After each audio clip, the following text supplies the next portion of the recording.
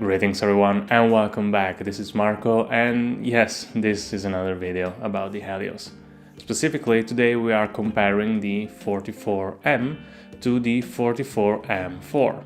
Confusing, right? So, let's try to make it simple. The Helios was born as a Soviet copy of the Carl Zeiss Siena Biotar 58mm f2, later evolving into the 44-2 and 44-3. In the early 1970s, the 44M series was developed using the M42 mount. Allegedly, that's where the M in the name comes from, the M42 mount.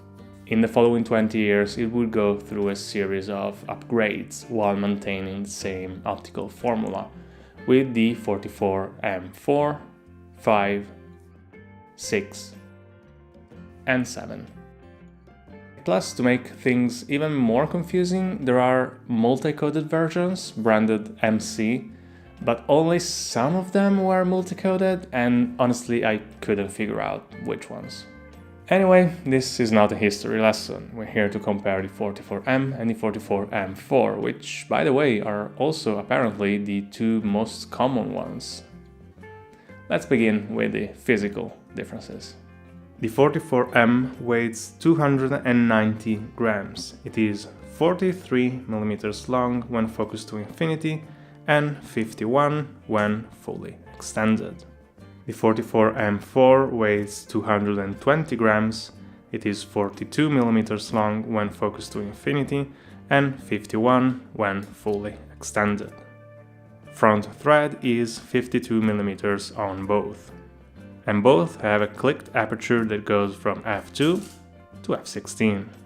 The 44M has 8 curved blades in the iris and a manual automatic selector on the side.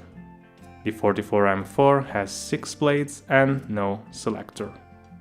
The 44M has a minimum focusing distance of 55 centimeters and the focusing ring turns 220 degrees.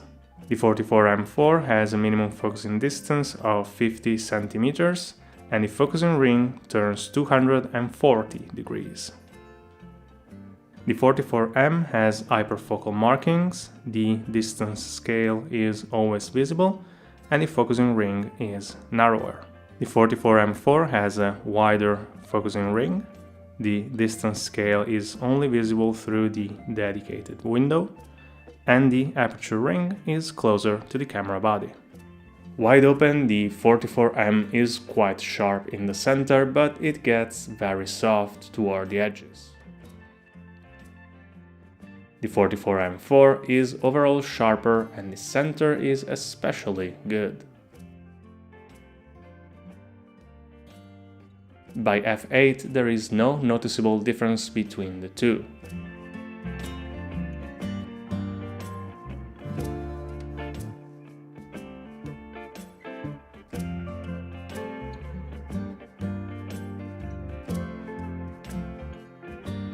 Colors, contrast, bokeh, chromatic aberration and swirl are, for as much as I can tell, identical.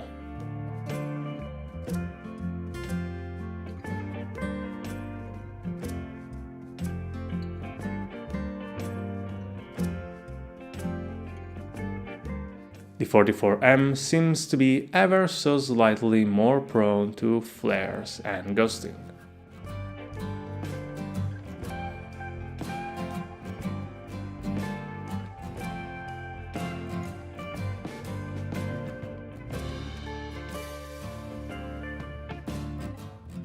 At the end of the day, the results are not really surprising. The more recent version is a little bit sharper, can focus a little bit closer, and the body is a little bit different. And I know there are purists and aficionados out there that will disagree with me, but hey, these are the results of my testing. If you have anything useful to add to the conversation, please feel free to share your knowledge and experience in the comments down below. As always, if you have any questions, feel free to ask. Don't forget to leave a like and subscribe, and I will see you in the next one. Bye! Thank you for watching.